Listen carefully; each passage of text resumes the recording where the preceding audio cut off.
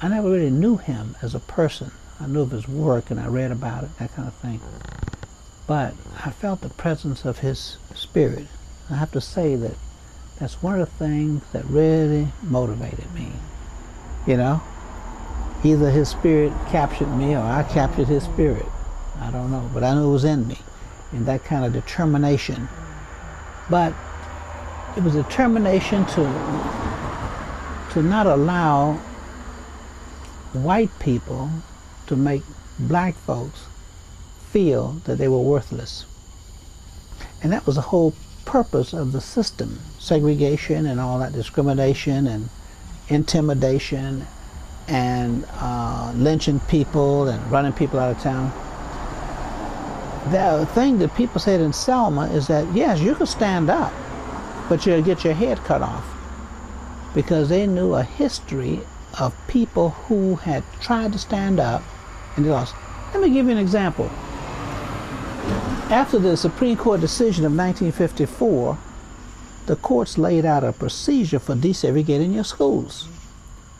And what you needed was a petition of about 10 people who would sign a petition to desegregate their school. This was all deliberate speed. This was the process you used. You would present that petition to the school board, whether it was a county school board or city, you know, whoever ran the school system. And if you didn't get any answer, or if you got a negative answer, you could immediately appeal that to the federal courts. So you had 10 people in Selma, Alabama to sign a petition. In less than 10 days, everyone had withdrawn their names except one. Whoa, that was some heavy intimidation. Now that's what I'm talking about. They got run out of town. They lost their jobs, many of them. And worse than that, Chief Frazier, they got their mother-in-law fired from their jobs. Oh, Lord. Now that means you really got to leave town. Mm-hmm. You know, because you know those jobs are not that plentiful. They didn't pay that much in the beginning. But their response was, you can't do anything with that son-in-law of yours?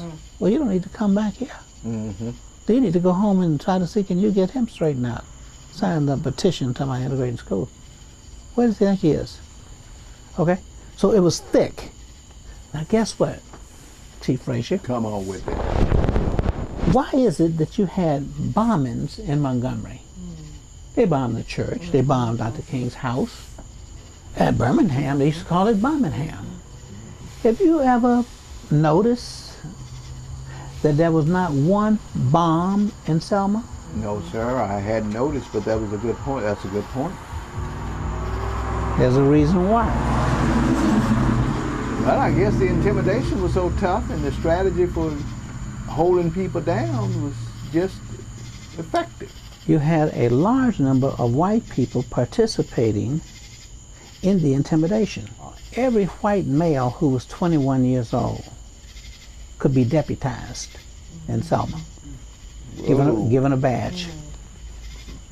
Whoa.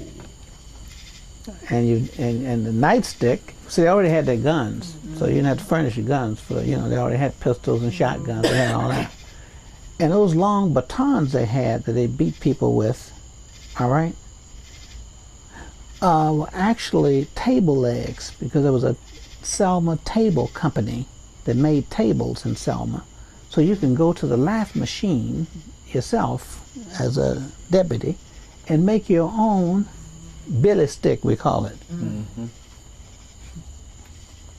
They had a group of them on horseback over there in Ole Miss. Over there when James Meredith was trying to desegregate Ole Miss. You mean the Selma network was there? Dallas County, on horseback. Wow. So they didn't just stay in their community, all right?